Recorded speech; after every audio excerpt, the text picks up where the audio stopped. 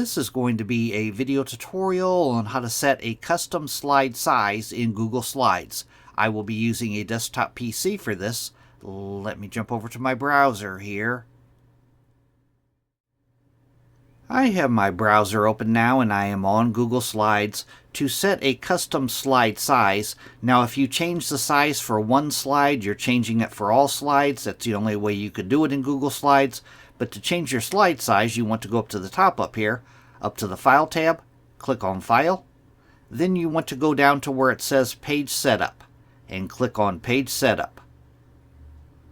Now in the little dialog box that opens here, there's a little drop-down box here. If you click on that, you could change it from standard 4:3, widescreen 16.9, widescreen 16:10. These are all landscape modes, but if I click on this custom button down at the bottom, I could set my own slide size. Say that I want to go with 11 by 8.5.